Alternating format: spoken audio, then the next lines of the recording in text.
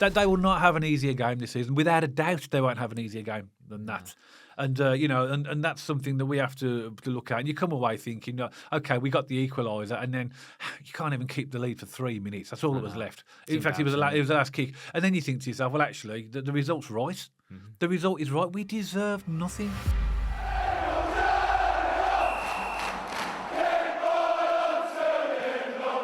So welcome back to BCFC Royal Blue. And on Tuesday evening, Birmingham City lost 2-1 away at QPR. Now, it looked at one point like we were actually somehow going to nick a point.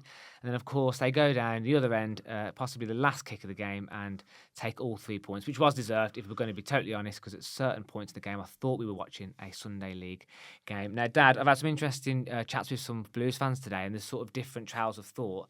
One of them is that, is it a tactical thing? Is Chris Davies getting the team selection wrong? Are we set up wrong? Or is it a mentality thing? Are the players not stepping up away? I know it's a question right off the bat, but what are your thoughts?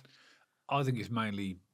I think it's a combination of both, but I'd go for more lean on tactical. I think it's tactical. I think that we... I mean, what was that? I mean, let's be honest. It was a terrible performance. I mean, we just looked a shadow of what we want and what we've seen in the past. And I would go as far as to say that's probably the worst I've seen Blues play in 2 years. That's going back to like when before we had some of these players. It was that bad. I mean, it was like. It's hard to believe, we were just, it's like, you're waiting for a spark, you're waiting for something to happen. We hardly even laid a finger on them, it was really bad. And obviously, because we were there as well, and we had to travel all the way back from London and come back really late as well. Yeah. I was depressed today. Just absolutely shattered, Dad. And just to challenge your point immediately, and I'm not saying you're wrong, by the way, I agree, it's a combination of tactical and mentality as well. But if it was tactical, it's the same 11 players. They're brilliant at home, high intensity, high energy. If it was tactical, surely our home form would replicate the away form as well. It's got to be something to do with the players' mentality as well here. Yeah. No, I say it's a combination of both, but I do think it's tactical because I think in most cases, we've got the right pieces of the jigsaw, but they're just not in the right places. And I think that I suppose you've got to look at this because I've been absolutely mad all day. I'm thinking about it. Normally I'll calm down. But I went and I was trying in my mind, trying to work out what actually happened there. And I think there's a couple of things that stick in my mind that really happened. I think that obviously I do actually want to talk about a number of individual players in a minute because I think we have to talk about individual players. But I think also as well, Chris Davies' absolute reliance on making sure whatever cost you've got Paken or Water in that team, I think is at the detriment of being able to be more flexible in the team because everything is almost appears to be, and I say it appears to be because we don't know what's going on in Chris Davies' mind, appears to be those two are there. Where can I put them? Then work everything else around them. When there's some games clearly that you need to either drop one of them or even both of them and give some other players the chance. That's not disputing the fact that both of them are good players. But I think that when I talk about tactically, I think that there is clearly something wrong there. I mean, why and how could you play like that? I mean, you mentioned the word Sunday League, and that's not an exaggeration, Matt. It was like, I mean, I used to referee Sunday League, and it was almost like watching one. Yeah, we were hoofing the ball out. We couldn't pass to each other. Shins going out. It was bizarre. It was almost as if the level had dropped so badly that it was hard to actually discern that was the team that we are used to watching. I think what was really disappointing for me, Dad, I'm almost getting sick of having this conversation with the away games. It's the same thing, where was the fight? And we lack such physicality. We are such a weak team away from home. Where was the battle, the desire, the fight, the passion?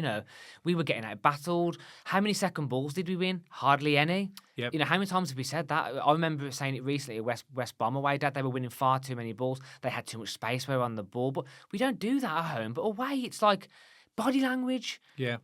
I think in the last one, Dad, when we were at Southampton at the weekend, I mentioned at home it's like a boxer on their toes. And the way they're in quicksand. Yeah. There's just something not right. And, we need some brute force. We need someone in the centre midfield or someone in the spine of the team who's just going to grab the ground by the scruff of the neck and just be nasty. Yeah. We're lacking nastiness. We're lacking that fight, that brute force, that just, some players who just steamroll opposition.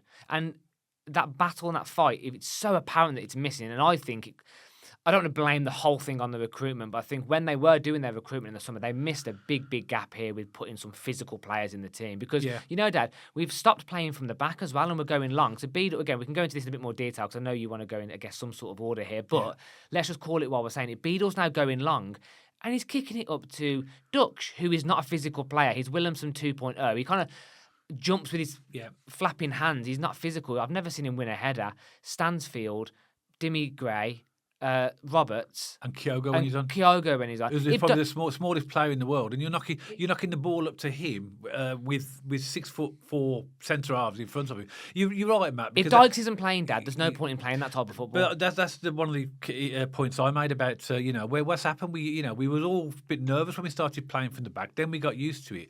But the justification for playing from the back is you keep possession of the ball. The minute you kick the ball in the air, particularly to players that we haven't got a holding player, so therefore we've got, and also as well, it's not just that the players are small.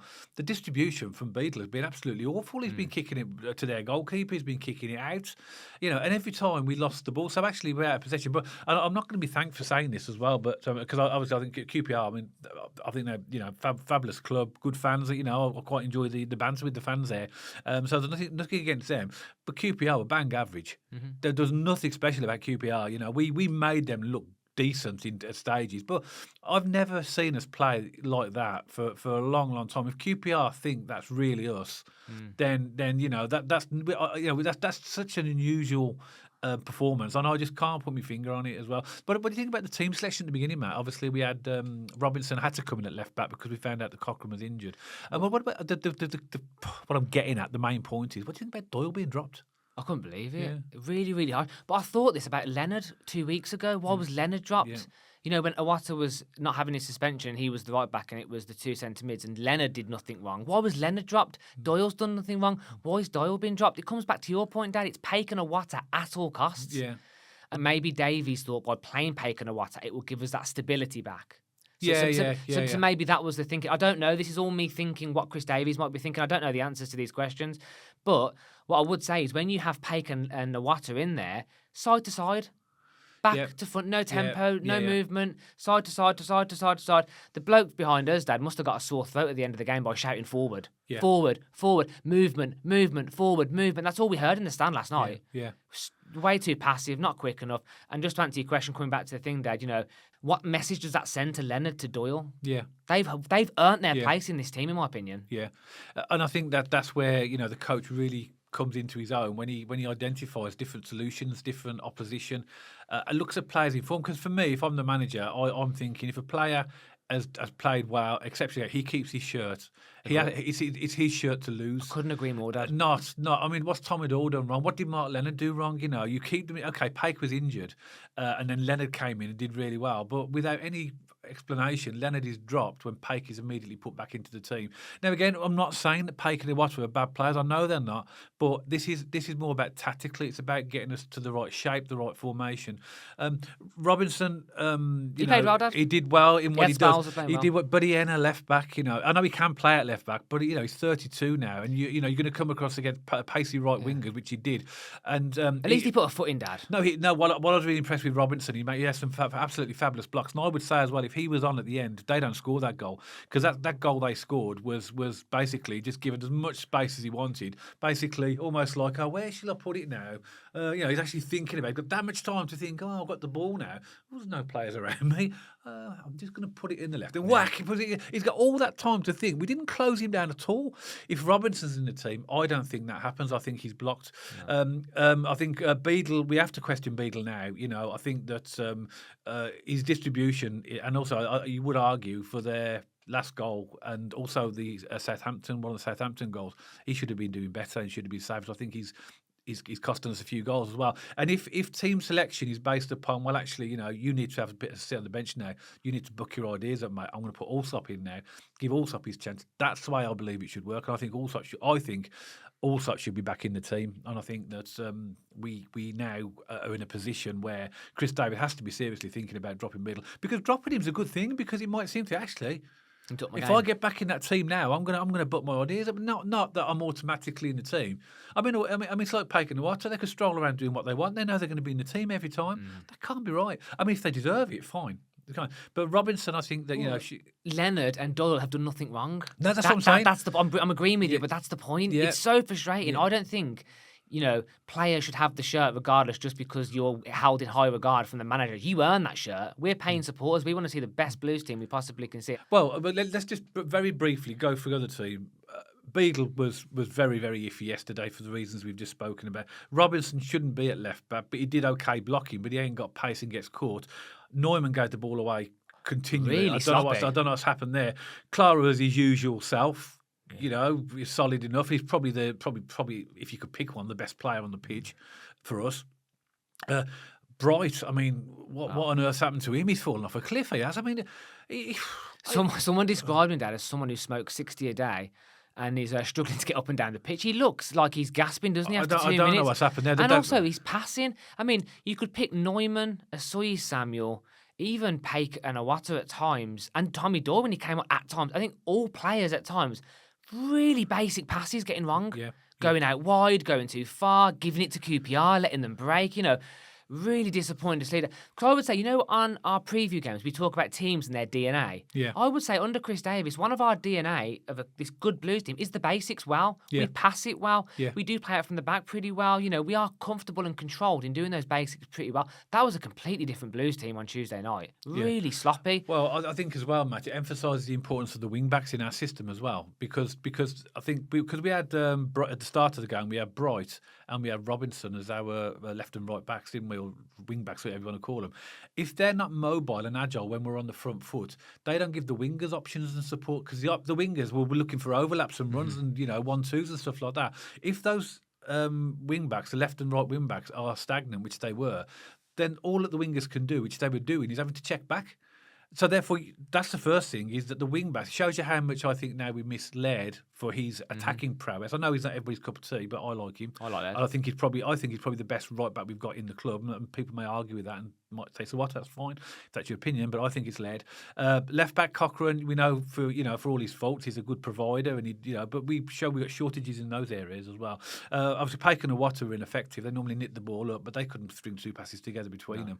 And then Stano was anonymous, and I don't like criticising Stano, but you look at that game, and he's got to stand up like everybody else and be counted. He didn't have a great game, but then you could argue, well, where's my service? And Dux, I agree with you with Dux. I'm not quite sure what's going on with him either. He's weak, isn't he? Yeah. I've never. What frustrates me so much, especially when we've paid our money, we've travelled down there. Are his boots glued to the grass? Can he not jump? Can he not look like he's trying to win a challenge? Yeah. He just does this floppy arm stuff. It's up in the air. It's like, oh, I might get that. Oh, I might get that one. Yeah. No. Get up there and show that you can jump and win the header. If you can't win it and the centre-half wins it, fine. At least look interested. But Dyke showed what we need up front. Yeah, exactly. In terms of the physicalness. And obviously, but Dyke's, he's obviously a sub. He's not a full-length game player. But he did show a little bit of what we need. He tried to hold the ball. He won a few headers. As soon as he came on, it was a bit different. 1 minute on, he wins his first header. Yeah. And if we're going to play Beadle in goal, if Chris Davies sticks with Beadle in goal and Beadle continues to hoof it up long, I'm not saying Dykes is the answer here. I'm not saying, but we need someone like him. Yeah. Otherwise, it's boom, back to their keeper, boom, back, boom, back. We were giving QPR the ball, a free pass every time we had a goal kick. For the whole game, Matt, we had one shot on target, and that was the goal. And that was in the 93rd minute. The one shot, and before that, it was just one shot. So how on earth could you play a whole championship game? And as I say, QPR, they were nothing special. They will not have an easier game this season. Without a doubt, they won't have an easier game than that. And and that's something that we have to look at. And you come away thinking, okay, we got the equaliser, and then you can't even keep the lead for 3 minutes. That's all that was left. In fact, it was the last kick. And then you think to yourself, well, actually, the result's right. The result is right. We deserved nothing, we deserved nothing, and we got nothing from that game, and that's exactly what and how that should have been, unfortunately. Yeah, let's go through the goals, Dad, because the first goal leads me on to another point that I want to talk about, and I think we were allowing far too many balls into the box, and I think QPR realised that, and they pressed us. Jack Robinson, I'm quite proud of him. At least he was putting in some big challenges. He's not a left back. He's out of position. He blocked the ball. He got amongst it. I appreciate that, but you picked out a real big point. He's not pacey. No. I mean, you've got pacey, and QPR, fair play to them. They press well. They have got speed. Yeah. I agree with you, Dad. They were bang average, but they can hurt you. Yeah. No doubt about it. Most teams can at this level, and we were allowing far too many balls in the box. And of course, their goal comes from a cross quite deep, back post. For me, this is all about strength again. I mean, some Blues fans have argued that Neumann was sort of pushed over and fouled. I think he has to be significantly stronger in that scenario, in my opinion. You know, if I'm a referee, I'm not. I guess some referees on the softer side might give that as a foul. I personally wouldn't give it. I'd say you need to be stronger than that, mate. Get up. Yeah, I mean, you virtually have to be sort of ploughed over now to get a free kick or a penalty in the way things are, aren't they? And I agree with you. You know, he's a big centre half. You got to be more physically strong. Yeah, completely agree. Yeah, I mean, that was a poor goal, wasn't it? You know, just across from the right, and again, Jimmy Dunn again. You know, he's becoming our Achilles heel. He is anyway when we play QPR. Yeah, and at that point in time, you know, there was very little in the game. You know, they had a few half chances, but nothing major. Oh, the first half, Dad. Arguably one of the worst halves of football from both teams I've seen for a few seasons. It's just a nothing game, isn't it? Yeah. I mean, the quality was really poor. Yeah, and you're sitting there thinking, okay, but as a Blues fan, you're always hopeful. You're thinking, you know, we'll be better in the second half, and we weren't. We in fact we just carried on the same old thing. You know, it's literally doing these post match podcasts. If you were to play back, it's almost like rinse and repeat, isn't it? You know, in terms of some of the things we're saying. But I thought last night, Tuesday night against Queen's Park Rangers, I thought that was particularly bad. I think we've had bad away performances before, but I think that takes the biscuit. That one. I mean, it was pretty ropey. They had to be fair, they had a couple of chances, didn't they? You know, when they obviously took the lead. That was is it Keki Sato to put the cross in? You know, just a poor goal, very very simple cross header in. Romain Barral again. He sort of had a chance as well. You know, but not long after that. And then, sorry, that was just before their goal. It was 1-0 at half time. We were thinking, like, you know, well, it can't get much worse. It can't get much worse. But then I think Chris Davis made the substitutions at half time. We saw Tommy Doyle and Kyogo warming up. So clearly, I said to you when I saw them, clearly, what's he going to do? Take Bright off, put Water back at right back, sit Tommy Doyle in the middle, and replace Dux with Kyogo, which is exactly what happened. But it didn't make no difference. No, because we were going long. Yeah, lumping balls up to Kyogo. We just spoke about this. Don't want to cover this again, Dad. But yeah, again, I think QPR were a bit stronger in the second half. You know, the first half I thought was evenly poor. Second half, they were slightly better. I think, you know, they did have more of the ball. They did have a few more chances. You know, I mean, Kone missed, I would say, a sitter at the back post. You know, that cross came in. How did he miss that? That was easier to score than it was miss, surely. From our angle, I've not watched it back, but from where I was standing at the back, it looked like... I've seen it a few times. He come in at pace, but you're right. He was in front of the goal, and he should have got that on target. But yeah, so they had other chances. And a lot of those chances, Matt, that we given them, we were giving them the ball, you know. So we almost created those chances for them, and then we went and equalised. Then again, Dimmy again. It was, you know, we can't even talk about another chance. We didn't have one. No, but until we get to our goal, you know, 93rd minute, and we can talk about a chance for Blues. It's crazy. You know, so Dimmy gets the ball and, as usual, makes a fantastic cross which goes across the 6-yard line behind some of the QPR players. I'm not expecting that. Right to Patrick Roberts, tucks it in, and we all thought, okay, how did we do this? We got a point, and then I guess if I'm going to do one compliment here, I actually thought it was a decent goal. You know, like a little few passes, little dink, little over. You know, I actually thought it was an okay goal. I mean, Chris Davies described it as one of the better goals we've scored this season. I wouldn't have gone that far. But actually, on him, Matt, I was very disappointed with his press conference afterwards. Very good. He was saying that we were chasing the game. Chris, we weren't chasing the game, mate. I mean, you've got a better view than we have on the touchline, but we weren't chasing the game. You know, we might have had possession, and then if he's basing it on possession, we had more possession than them. But you know, who cares? You know, exactly. I hate this conversation. But I wish a manager had just come out. I mean, he did say we weren't at our best and made all the things, but of course he's always going to defend his players, isn't he? Also, by the way, we weren't pressing the game. I absolutely don't want to criticise anyone for doing their job because, you know, people at Blues generally do a fantastic job. But that interviewer just keeps giving him the softball loaded questions. Yeah, no, he's not. He's giving him the answers to work on. So I don't like that either. You know, basically, well, you know, every game, we've got another chance to put it right. And of course you have. Yeah. But we can't keep saying that, you know. Let Chris Davis say something, you know. I don't even want to talk about that because that frustrates a lot. I mean, I always listen to because I want to hear what Chris Davis has got to say.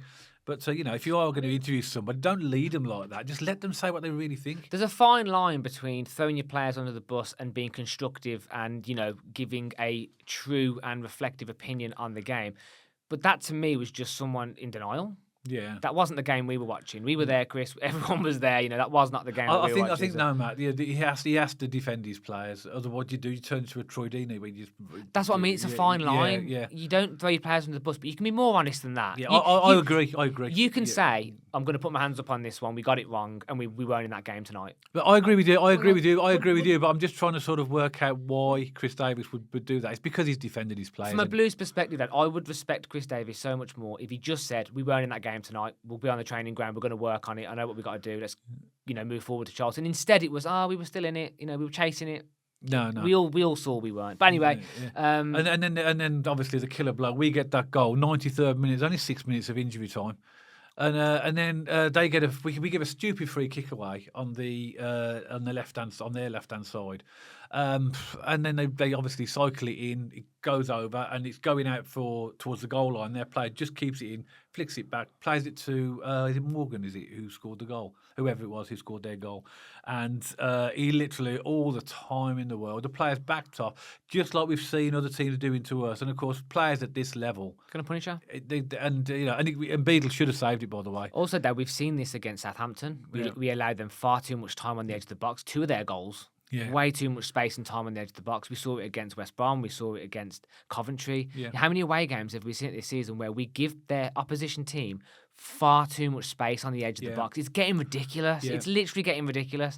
And, literally, I almost that goal almost happened in slow motion. It was like 1, 2, 3, 4, 5. And our players aren't even in a yard or 2 of him. No. Really, completely unacceptable. If I was Chris Davis in that changing rooms, I know what you said there about the press and he has to keep image. I would be giving them the hairdryer treatment about that. But like I say, if Robinson on, for all of his faults, he's the type of player that blocks that. Cause he had a good game, as I said. He just chucks his body in the way, doesn't he? Yeah. And that's where his strength really is. But he ain't the answer to our left back position. No. I think it showed us, Matt, clearly showed us that we're absolutely miles and miles off in this division at that level. I know that I hope and I think that I don't ever want to see a performance like that from Blues again. No. That we have got better quality players. I don't know what's gone on there, but something clearly was completely wrong in that game. Yeah. And we have to change it. And again, we have got the opportunity now at home, but it puts more pressure on our home form again. We suddenly draw at home to Charlton or even lose. Suddenly, these away defeats are really going to start to hurt us, Agreed. And we have to, and we keep saying it, Chris Davis has to find a solution. I think that's going to have to wait in part until January. I know we've got games coming up between now and then, between the end of the transfer window. Yeah. But we've got to. I mean, we could go through. Maybe we'll do a podcast on all the positions that we need to improve. But Blues fans know where we're short. Very wary of time, Dad. One last question for you, because again, conversations I've been having today, stuff I've been seeing on social media. Is Chris Davies the man to get us through this little patch? Yeah. Again, for everything we've said, he's a manager that has to find the right solutions. I don't see the point in changing the manager. I don't see. I think he has got the ability to get us to where we need to be, but I think he's got to be also mindful of the journey that this club is on and what the owners want. And as long as this doesn't turn into a really bad run, I think. What's a bad run into the new year? Yeah, well, I mean, at the end of the day, Matt, for everything we've said and for all the results, we're still like a couple of points off the playoffs and in mid-table. I mean, if someone had said by Christmas you'd be there, I think fair enough. I'll settle with that. 100%. So it's not all doom and gloom and disaster, but I think our frustrations today on this podcast are based upon what we saw. But imagine that at QPR. I know it's an easy statement to make at this point, but imagine if the away form did correlate with the home form, we'd be second. Like, it's absolutely bonkers that how close the championship is this season, and 2, how bad we are away. How bad we are. Yeah. It really is. It is becoming alarming now as we move into this busy period. Sheffield United are coming into form again now. We've got them next away from home day. We've got Charlton obviously this Saturday. Then we've got quite a difficult Christmas period. Derby, Southampton, and then Watford and New Year's Day. And Coventry, and then 4th of Jan. And Coventry, then, yeah. So, it's not going to be an easy run now. So, we have to find a way to win away, or at least get a point on the way. We always say you win your home games and you pick up points on the road. That's how you do well in this league. But at the minute, I can't see where our next away win's coming from. Yeah, and one final point for me as well. Clearly, you saw that last night showed us the gaps, and I think that the problem was when Chris Davis was bringing the substitutions on, it was trying to change the game, but we didn't really have the quality that in terms of the system he was playing to make any difference. And I think that tells its own story. And I think that shows us that we're going to have to recruit in January because we're going nowhere. And well, based on that performance, the only way we're going is down the table, not up, and we want to be going up. So, I'd say right at this minute, as it stands, we've just finished the QPR game. We are a bang average mid-table championship team. well, yeah, as part, if you consider the overall season we've had so far, but based on that game, it's relegation. If we played like that every week, without a doubt, we'd be in the bottom three. Yeah. It was that bad. I mean, you got to admit that was bad, wasn't it? It was bad. Whichever way you dress it up, there's nothing good in that game. A lot of people around us were saying that's the worst performance they've seen from Blues away in recent years. Yeah, and I completely agree. We go to virtually all the away games and the home games, and I completely agree. I can't think of a worse performance than that. Yeah, no, I agree. Yeah, that's it, Dad. So I'm going to close it out now. Any last final thoughts, or should we just the we was rubbish? That's going to be the caption at the start. We were rubbish. Boom into the intro, but that's the honest truth. You got to be honest. We were absolutely rubbish. No, I can't even add to it, Dad. You've kind of hit the nail on the head in a couple of words. But as always, Birmingham City supporters, we would love to hear from you. Please let us know your thoughts in the comment section below. Maybe you're a QPR supporter. Maybe you've watched the pre-video. Maybe you've tuned in for the first time. Please let us know your thoughts as well. And if you like this video specifically, please don't forget to give us a thumbs up and check us out on our social media channels. We have an X page, we have an Instagram page, and we're also over on Spotify, so you can listen and watch us over there. And if you haven't already, don't forget to subscribe to the YouTube channel and press that bell icon so you get notified every time we post. And myself and Dad will see you on the next one, all about Birmingham City.